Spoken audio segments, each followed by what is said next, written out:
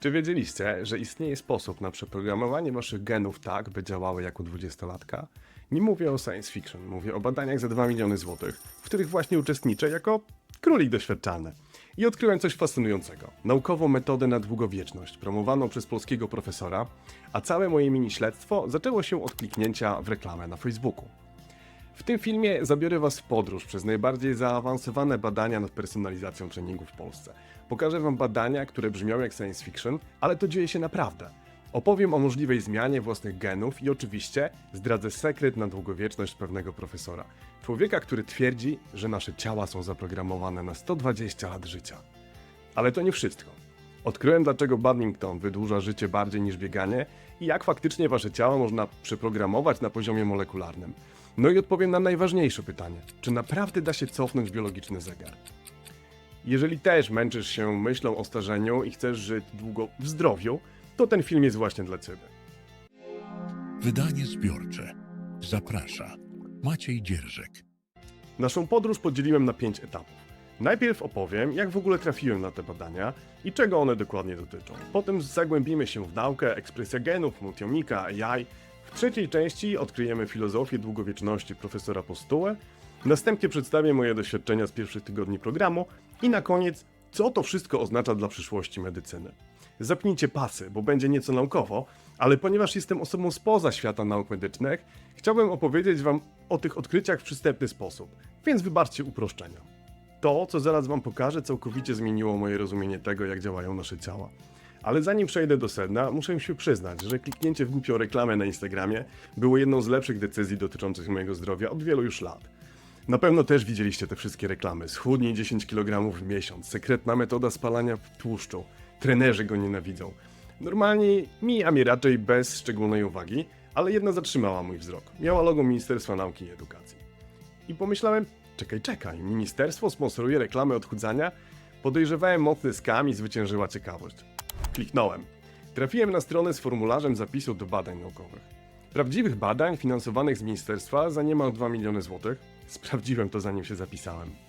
Projekt nazywa się Personalizacja treningu fizycznego u osób otyłych w oparciu o analizę multiomiczną. Okej, no brzmi mało zrozumiale, więc rozłóżmy to na czynniki pierwsze.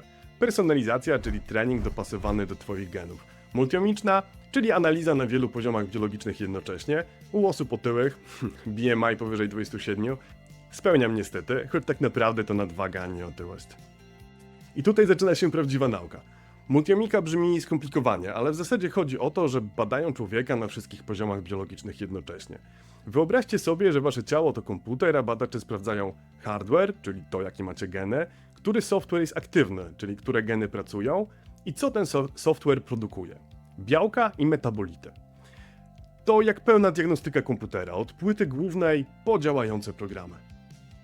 I wiecie co? To nie są moje pierwsze badania naukowe. Kiedyś siedziałem pół godziny w czapce EEG w badaniach dla Polskiej Akademii Nauk, słuchając dziwnych dźwięków i patrząc na jeszcze dziwniejsze obrazy. Badano wtedy korelację między wzrokiem a słuchem. Więc tak, fascynuje mnie możliwość uczestniczenia w takich badaniach. Uważam, że dzięki temu nauka posuwa się do przodu, a ja przy okazji dowiaduję się fascynujących rzeczy o sobie i zgłębiam tematy, które będą budowały naszą przyszłą wiedzę. Pierwsze badania przeprowadzane w Sportslabie wyglądały jak wizyta u mechanika samochodowego. Tylko że ja byłem samochodem. Sprawdzili wszystko: krew, genetyka, wydolność, jak długo wytrzymam na rowerze z maską, no i skład ciała, czyli brutalnie szczera, skomplikowana waga. Najfajniejszy gadżet, jaki dostałem? Sensor glukozy, który nosiłem 2 tygodnie na ramieniu. Pokazuje na żywo, jak twoje ciało reaguje na jedzenie. Przez ten czas 2 razy miałem czerwony alarm, oba te razy wystąpiły po pizzy. Mnie zafascynowało obserwowanie poziomu glukozy w czasie rzeczywistym. To naprawdę zmieniające życie doświadczenie.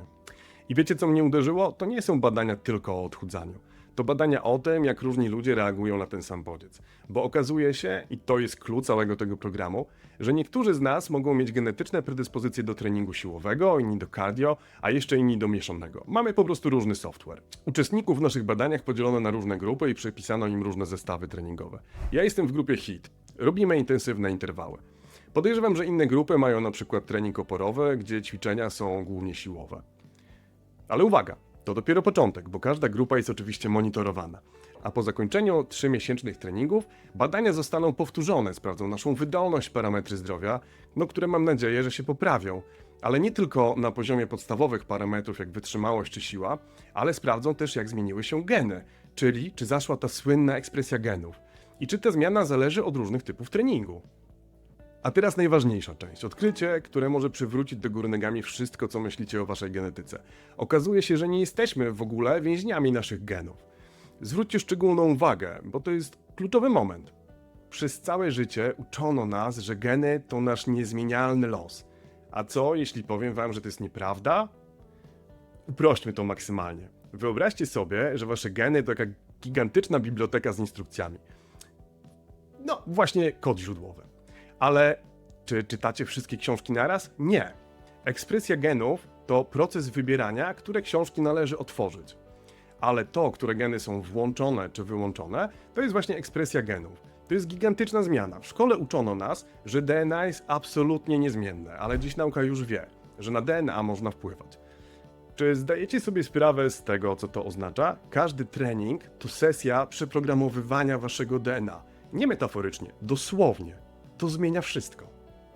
Trening fizyczny może zmienić ekspresję tysięcy genów. Niektóre się włączają, np. te odpowiedzialne za budowę mięśni, spalanie tłuszczu, produkcję mitochondriów, czyli nasze elektrownie w komórkach, czy za odpowiedź przeciwzapalną. Inne geny się wyłączają. Najlepiej, żeby się wyłączały te, które są związane z magazynowaniem tłuszczu, stanami zapalnymi, czy związane z odpornością na insulinę. To, jak dzisiaj ćwiczycie, może wpłynąć nie tylko na wasze zdrowie, ale także bezpośrednio na wasze geny. To się nazywa epigenetyką. Geny pozostają te same, ale instrukcja ich używania się zmienia pod wpływem czynników zewnętrznych, środowiskowych. W tym przypadku zmienia się pod wpływem treningów fizycznych. To oznacza, że każdy trening to de facto sesja programowania genów. Możemy zostać programistami własnego DNA. No i teraz będzie kontrowersyjnie. Te zmiany w ekspresji genów mogą być dziedziczne. Tak, dobrze słyszycie. Być może wasze dzisiejsze treningi zmienią instrukcję obsługi genów u waszych wnuków. Choć naukowcy intensywnie badają temat epigenetyki, dziedziczenie transgeneracyjne jest jeszcze dość kontrowersyjną teorią. Co to oznacza dla ciebie? 3 konkretne rzeczy. Każdy trening to sesja programowania twoich genów, więc rób to mądrze. Regularność jest ważniejsza niż intensywność. Geny potrzebują czasu na przeprogramowanie. To, co robisz dziś, może wpłynąć na zdrowie twoich wnuków. No i praktycznie, zamiast szukać idealnego treningu, znajdź taki, który będziesz robić regularnie. Twoje geny same się do tego dostosują. No dobra, ale wróćmy do projektu. O co w ogóle w nim chodzi? Ponieważ używają w nim zaawansowanych technologii, to sądzę, że sprawdzają u nas sekwencjonowanie RNA, czyli wiedzą, które geny są aktywne, analizują białka i sprawdzają, co nasze ciała faktycznie produkują. I robią metabolomikę, czyli badają produkty przemiany materii. To wszystko wrzucają do jakiegoś systemu AI albo jakiegoś prostszego uczenia maszynowego, który szuka wzorców. Na przykład, jeżeli masz konkretny wariant genu ACTN3, na przykład gen Sprintera, lepiej zareagujesz na trening HIIT niż na długie biegi. Całość naszych wysiłków monitorujemy przez aplikację Fitobi. W temacie aplikacji o zdrowiu mam nieco doświadczenia. Jestem współtwórcą aplikacji Fitail, której celem jest ruszenie ludzi z kanapy, aby zaczęli więcej chodzić. Widać, że Fitobi to aplikacja dla naukowców, głównie do zbierania naszych danych, a nie dla użytkowników. Zero gamifikacji, zero zabawy, czyste dane, przechwytywane z zegarków. Nie krytykuję, badania naukowe mają swoje prawa, rozwijają naukę i wiedzę, a nie dostarczają rozrywki. Zauważcie różnicę. W Fitailu zbieraj kroki, eksploruj kosmos, motywacja przez zabawę, a w Fitobi prześlij dane, to w zasadzie koniec. Zero wartości dodanej, bo te same dane są i tak znacznie atrakcyjniej pokazane w aplikacji zdrowia od Huawei'a. Niemniej, to co będzie analizowane, także dzięki danym z aplikacji, to jak sądzę profil genetyczny, odpowiedź metaboliczna na treningi, zmiany w ekspresji genów i parametry fizjologiczne, no na przykład tętno. I na tej podstawie można przewidzieć, który typ treningu będzie dla danej osoby optymalny. To tak jak rekomendacje z Netflixa, tylko zamiast bo oglądałeś Stranger Things, będzie, bo masz taki a taki wariant genu i niską wrażliwość na insulinę. Profesor Postuła, który prowadzi badania, mówi o cyfrowym bliźniaku, kompletnym modelu twojego czy mojego ciała w komputerze. W uproszczeniu, gdy zapytasz, co jeśli zrobię 3 razy HIIT w tygodniu, to model pokaże, jak zareaguje twój organizm za 6 czy tam 12 miesięcy. Science fiction? Już nie, to się dzieje.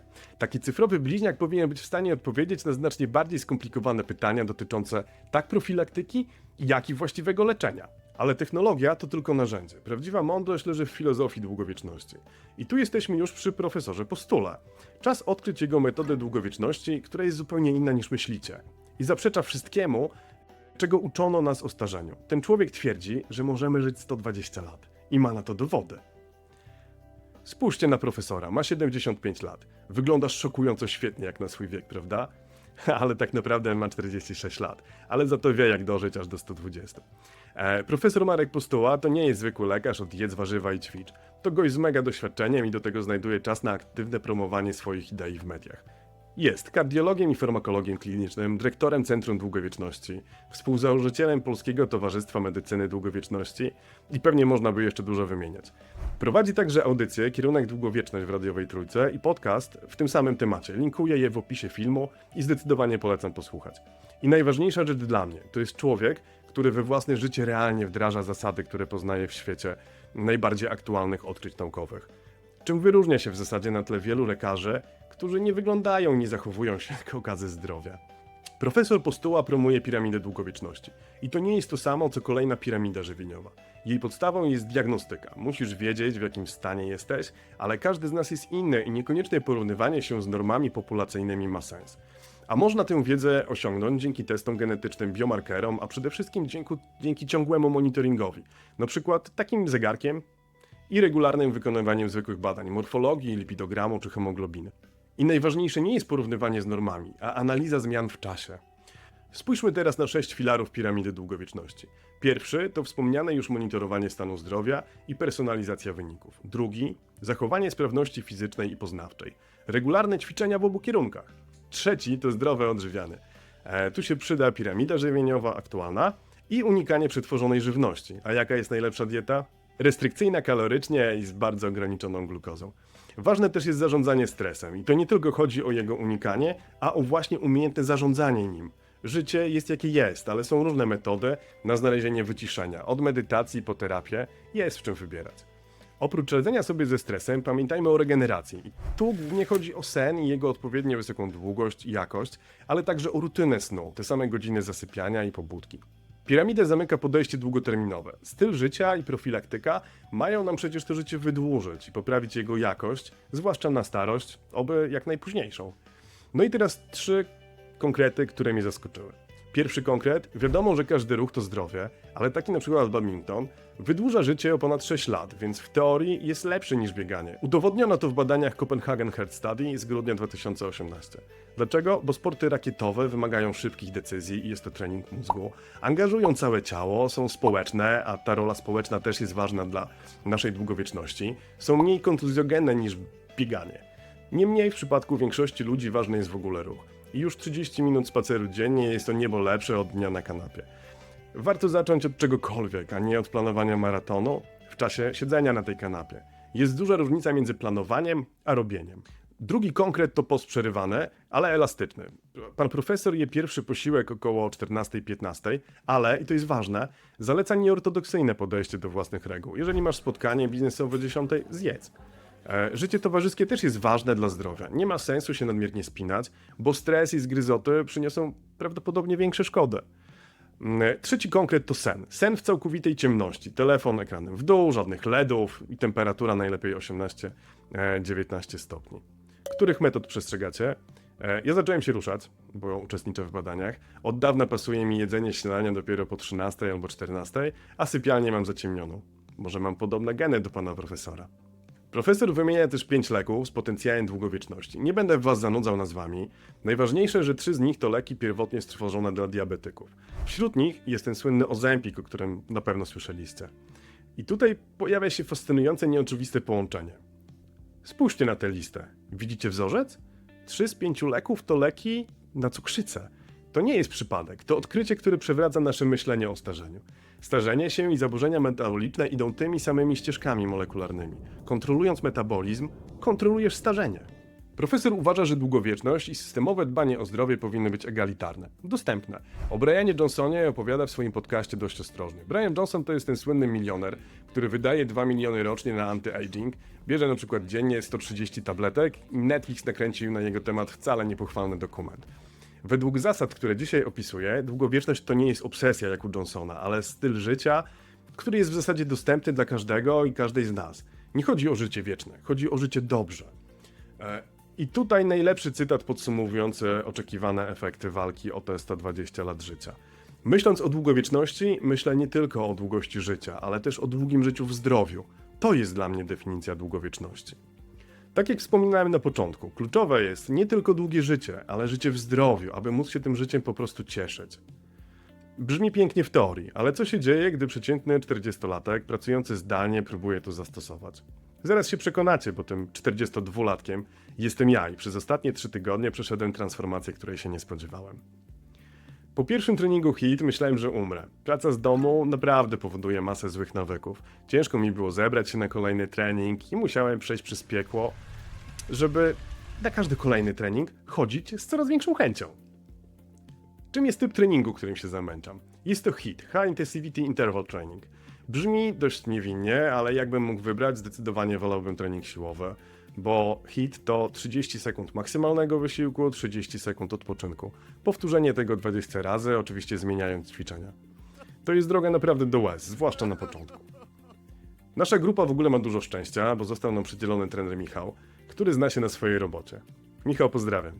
Jeśli czegoś nie wie, mówi, nie wiem, sprawdzę, a nie coś tam ściemnia. Michał w ogóle dużo wie, chętnie się tą wiedzą dzieli, jest wymagający, ale treningi z nim są super sympatyczne.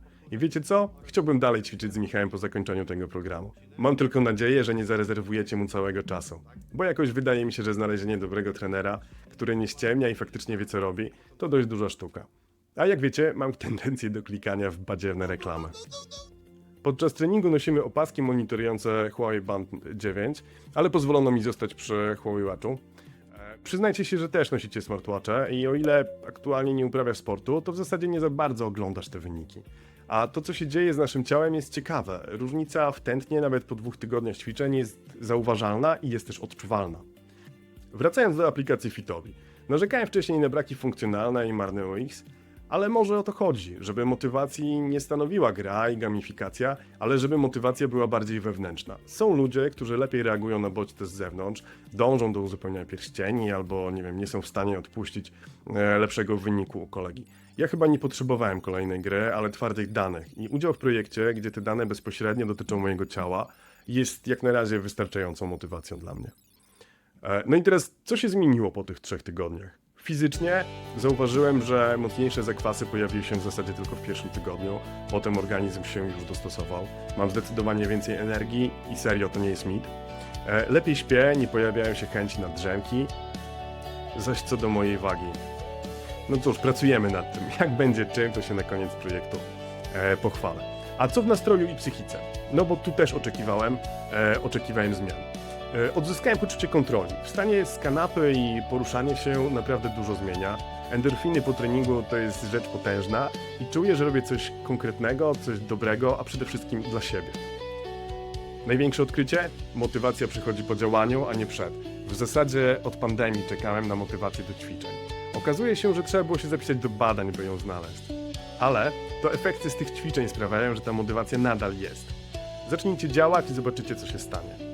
Poza tym jest coś w byciu częścią tak dużych badań. Czuję, że przyczyniam się do czegoś większego, grupa cała ma wspólny cel, staramy się wzajemnie motywować, a nasze dane idą do celów naukowych, a nie na Instagram. Czy mam wątpliwości? Pewnie.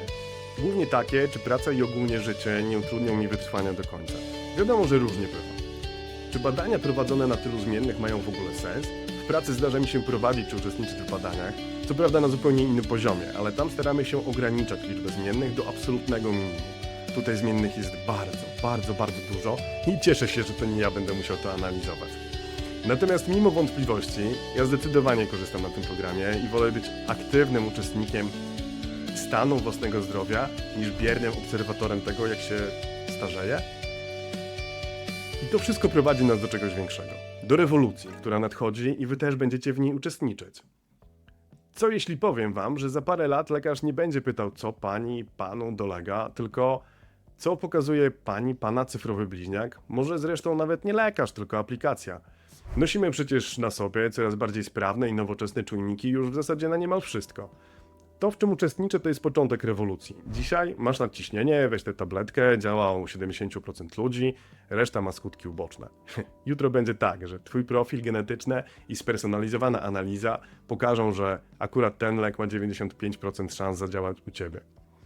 Profesor Postuła mówi o cyfrowym bliźniaku. To kompletny model obliczeniowy twojego ciała. Zawiera wszystkie twoje dane, geny, metabolity, styl życia. Potrafi symulować co jeśli zacznę biegać, co jeśli zacznę jeść dietę keto oraz predykcje zdrowotne, kiedy grozi mi cukrzyca, zawał. To tak jak SimCity, tylko z twoim ciałem i to na kodach. Ale prawdziwa rewolucja zacznie się, gdy te technologie staną się tak powszechne jak dzisiejsze smartfony. Wyobraźcie sobie świat, gdzie wasza babcia dostaje powiadomienie. Na podstawie analizy biomarkerów zalecamy zmianę diety, ryzyko Alzheimera spadnie o 60%. Największa zmiana zajdzie moim zdaniem w samej medycynie. Mówi się o tym od lat, ale na razie wychodzi to tak sobie. Dzisiaj mamy medycynę reaktywną. Jeżeli chorujesz, to się leczysz. Natomiast medycyna proaktywna to najpierw przewidujesz, potem zapobiegasz. Mniej leczenia, niższe koszty, mniejsze wyczerpanie organizmu, no i znacznie większa przewidywalność schorzeń. Badania, w których uczestniczę, tworzą fundamenty tej zmiany. Każdy mój pot na treningu to cegiełka w budowaniu lepszej przyszłości medycyny, no i mam nadzieję, że lepszej przyszłości dla nas wszystkich. I tu ostatnie odkrycie. Ta rewolucja może być demokratyczna, jakby powiedział profesor Postuła, egalitarna. Bo w zasadzie czego potrzebujesz? Smartwatcha, pewnie i tak go już masz, aplikacji, są darmowe i do tego coraz lepsze, badań okresowych, które są coraz tańsze, a laboratorium jest na każdym kroku i wiedzy, która jest coraz bardziej dostępna, na przykład w linkach pod tym filmem. To nie jest medycyna dla elit, to medycyna dla każdego, kto chce się wziąć za swoje własne zdrowie. Co to wszystko dla nas oznacza? Te badania pokazały mi coś fundamentalnego. Długowieczność to nie jest maraton ekstremów, to nie jest Brian Johnson i to jego $2 miliony rocznie. To są codzienne małe wybory, to badminton zamiast scrollowania, to ser w ciemnym pokoju, to świadome zakupy, to bycie po prostu aktywnym uczestnikiem własnego zdrowia. Co możecie zrobić już dziś? Zacznijcie mierzyć, krokomierz, waga, ciśnienie. Wybierzcie aktywność, która was bawi. Śpicie w ciemności, myślcie o jedzeniu jako o informacji dla genów. Bądźcie cierpliwi, bo zmiany wymagają czasu. Nie musicie być od razu królikami doświadczalnymi, ale możecie być architektami własnego zdrowia. Te badania pokazały mi, jak AI analizuje nasze najbardziej intymne dane, od genów po metabolizm. Zaufałem algorytmom w kwestii zdrowia, bo widziałem i metodologię, i autorów badania. Ale co z AI w pracy? W poprzednim filmie odkryłem coś niepokojącego. Większość ludzi używa AI bez świadomości ryzyka. Pokazałem 6 realnych zagrożeń i historię ludzi, którzy stracili pracę przez nieumiejętne korzystanie z czata GPT. Jeżeli używasz AI w pracy lub myślisz o tym, koniecznie obejrzyj ten film. Pokażę Ci też prostą metodę oceny ryzyka, w której sam używam. Bo między zaufaniem AI w badaniach naukowych, a ślepym kopiowaniem z czata GPT jest przepaść. I na tym kończymy. Idę na trening, bo jak mówi profesor Postuła, eliksir długowieczności jest na wyciągnięcie ręki dla każdego z nas. To aktywność fizyczna. Dziękuję za obejrzenie tego filmu. To było wydanie zbiorcze, a ja nazywam się Maciek Dzierżek.